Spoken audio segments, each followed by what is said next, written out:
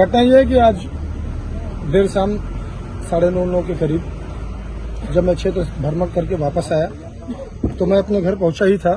तब तक हमारे मार्केट के कुछ लोग हमारे घर आए। उन्होंने कहा कि भैया हमारे कार्यकर्ता को जो है कोई अज्ञात व्यक्ति सादे ड्रेस में और जो है किसी प्राइवेट वाहन से उसको मारे हैं, पीटे हैं और उसको जो है लेके चले गए। जब मुझे इस चीज की जानकारी हुई तो मैंने स्थानीय चौकी प्रभारी मादैया को जब मैंने फोन किया तो उन्होंने बताया कि हाँ, मैंने कहा कि एक उत्तम व्यक्ति का नाम है जो हमारी मार्केट का, हमारी बाजार का रहने वाला है। उसको किसी अज्ञात व्यक्ति ने उसको मार वार के और उसको यहाँ से जबरन उठा ले गए। तो उन्होंने कहा कि वो हम चौकी पे लाए हैं। तो हमने कहा कि क्या प्रकरण है? तो उन्होंने कहा कि प्रकरण ये है कि जो ये रोड पे खड़े थे और मैंने इनसे क्या पूछा क्या नहीं पूछा, उसके बाद उन्होंने उसको थाने पे लेके चले आए हैं। तो हमने कहा उसकी गलती क्या है? तो उन्होंने कहा कि गलती कुछ नहीं है, आके आप चौकी पे बात कर लीजिए। तो मैंने कहा ठीक है, अगर चौकी पे बात करनी है तो मैं स्वयं आ जाता हूँ। उसके बाद मैं अपने घर से निकला, मैं अपने सिंगल गाड़ी से आया। मेरा ड्राइवर था, मैं था और मेरे एक दोस्त थे। मैं वहां अपने घर से निकला, चौकी मादिया पहुंचा।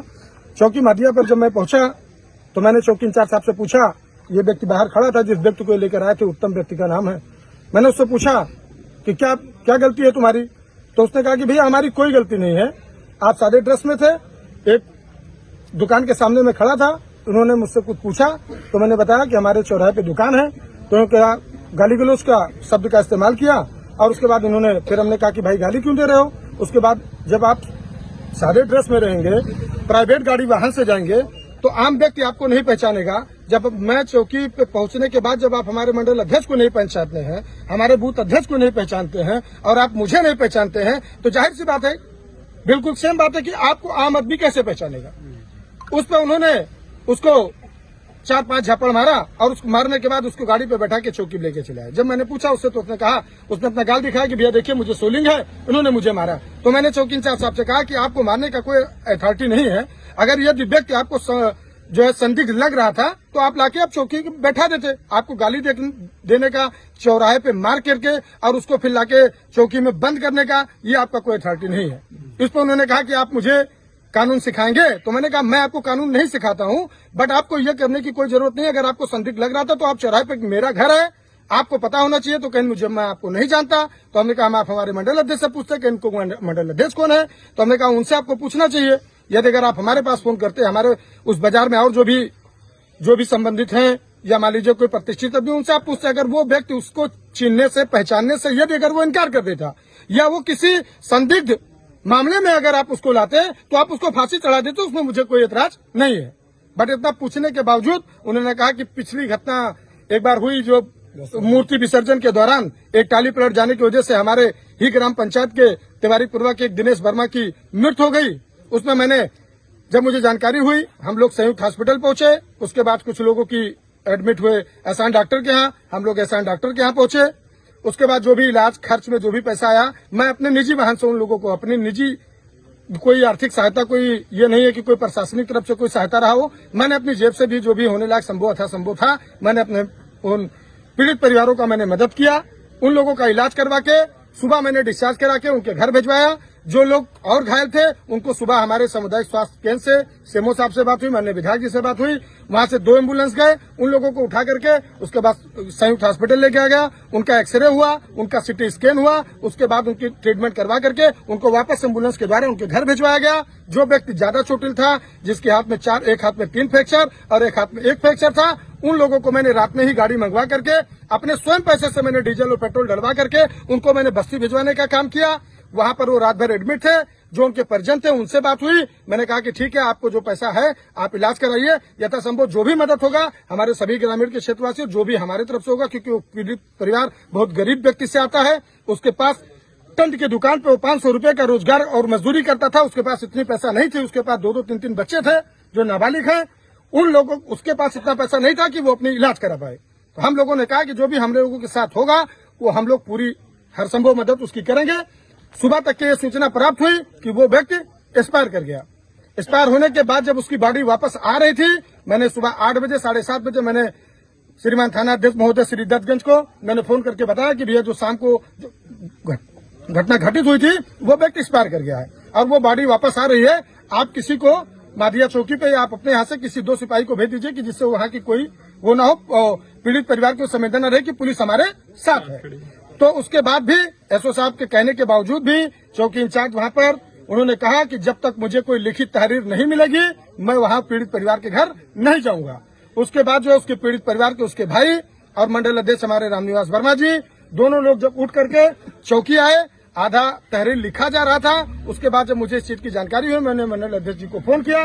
मंडल अध्यक्ष जी ने बताया कि जो घटना घटित हुई थी उसी के संबंध में चौकी इंचार्ज महोदय ने कहा है कि जब तक आप कोई लिखित तहरीर नहीं देंगे तब तक मैं पीड़ित परिवार के घर नहीं जाऊंगा। मैं तहरीर देने चौकी आया हूँ।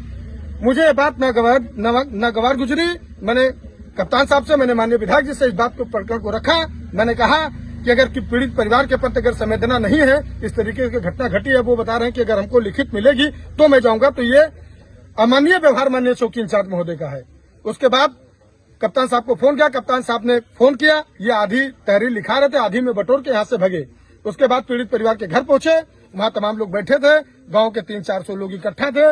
उन्होंने हमसे कहा कि माननीय जी का कप्तान साहब का किसी का बताया कि अधिकारी का फोन आ रहा है, एक बार कह दीजिए कि माहौल सब ठीक है। मैंने कहा कि जो भी व्यक्ति यहाँ खड़े हैं 400 लोग, अभी तक आप जब पीड़ित परिवार आपसे फोन करके कह रहा था, मैंने कहा तब उसके कहने के बावजूद, एसओ साहब ने कहा उसके कहने के बावजूद आप पीड़ित परिवार के घर नहीं आए, तो अब आप आए हैं तो मैं उसमें कुछ नहीं कह सकता हूँ। जो यहाँ पब्लिक ग्रामीण खड़ी है, क्षेत्र की हमारी जनता, अगर वो कहेगी कि हाँ प्रमुख जी कह दीजिए, तो वो कहे कि हमसे आप अलग हट के चल के बात कर लीजिए। मैं कहा मैंने अलग हट के बात नहीं करूंगा।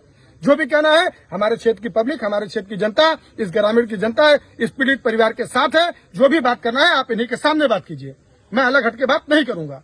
उसके बाद चौकी इंचार्ज साहब वहां से हटे।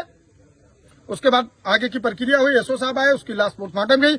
उसी बात को लेकर के जैसे मैं चौकी आज शाम देर रात 9-10 बजे तक करीब में पहुंचा, डायरेक्ट चौकी प्रभारी ने मुझसे ये कहा कि ये बताइए, कसम खा के कहिए कि उस दिन कप्तान साहब को किसने फोन किया। मैंने कहा कप्तान साहब को मैंने फोन किया, माननीय विधायक जी ने फोन किया।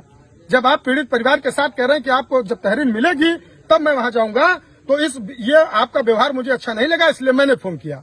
तो कहें कि आप आज किस तरीके से आ गए, तो मैंने कहा आपके पास क्या तहरीर थी? जब उस दिन पीड़ित परिवार के साथ घटना घटी तब तो आप तहरीर मांग रहे थे, और आज हमारे कार्यकर्ता की हमारे चौराहे पर वो व्यक्ति खड़ा था, अगर आपको संदिग्ध दिखा तो आप उसकी बगैर तहरीर लिया, बगैर आप कैसे उसको मान लिया कि ये मुलजिम है? आपने उसको कैसे आपने उसके ऊपर हाथ उठा दिया?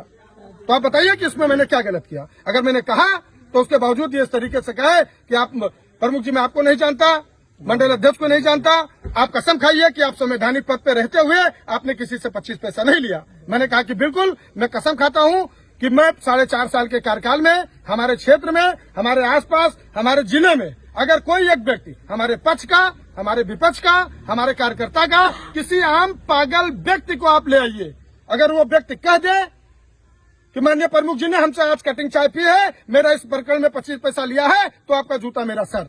तो मैंने कहा अगर मैं कसम खा लिया हूं तो आप भी चलिए कसम खाइए। उन्होंने कहा कि चलिए मैं देवी पाटन कसम खाता हूं। मैंने कहा चलिए मैं महाराज जी को फोन करता हूं, मंदिर खुलवाता हूं। मैं पहले कसम खाऊंगा, उसके बाद आप कसम खाइएगा कि मैं संवैधानिक पद पे होते हुए मैंने किसी से आज तक 25 पैसा नहीं लिया है। जो संवैधानिक या जो नियम कानून फॉलो करता है मैं उसी को फॉलो किया हूं। अगर आप है तो आप इस तरीके से बात कीजिए। जब मैंने इस तरीके से बात कहा तो कहे कि सामने वाला भी पिए है और मुझे लग रहा है कि आप भी दारू पिए हैं। तो मैंने कहा आप चलिए नार्को टेस्ट करवा लीजिए। अगर मैंने शराब पी के बात कर रही है इस तरीके का माननीय हमारे सारे कार्यकर्ता यहाँ मौजूद हैं। जब तक चौकी इंचार्ज महोदय के ऊपर कार्रवाई नहीं हो जाती है हम सभी कार्यकर्ता यहाँ से नहीं हटेंगे, चाहे 1 दिन लगे या 2 दिन लगे या 4 दिन लगे। हम लोग यहीं पर बैठेंगे, जो भी कार्रवाई उनको करना हो करें, नहीं हमारी सुनी जाएगी तो जब तक कार्रवाई नहीं होगा हम लोग यहाँ से नहीं हटेंगे। ब्लॉक प्रमुख हेमंत जायसवाल जिंदाबाद, जिंदाबाद। ब्लॉक प्रमुख हेमंत जायसवाल जिंदाबाद, जिंदाबाद। चौकी इंचार्ज महोदय मुर्दाबाद, मुर्दाबाद, मुर्दाबाद। तो प्रमुख जी कुछ आश्वासन मिला है उच्च अधिकारियों से? अभी सीओ साहब से बात हुई, हमारे कोतवाल साहब उतरौला भी आए थे, उनसे भी बात हुई, हमारे एसओ साहब आए थे श्री दत्तगंज, उनसे भी बात हुई। कुल मिला के बात तो यह है कि सब लोग कह रहे हैं कि ठीक है इतनी टाइम आप घर जाइए, जो भी बात होगी वो सुबह अधिकारियों के बीच रखी जाएगी। लेकिन मेरे कहने का मतलब यह है कि बार बार हमारे कार्यकर्ताओं का उत्पीड़न हो रहा है। मैं कार्यकर्ताओं के लिए लड़ा हूं और लड़ता रहूंगा और मरते दम तक लड़ता रहूंगा। अगर कार्रवाई नहीं होती है तो हमारा कोई भी कार्यकर्ता यहां से नहीं हटेगा। जिसको जाना होगा जाएगा, जो मेरे साथ होगा, सच्चाई के साथ होगा, वो यहां बैठेगा। प्रमुख जी आप संघर्ष करो, हम तुम्हारे साथ हैं। प्रमुख जी आप संघर्ष करो, हम तुम्हारे साथ हैं।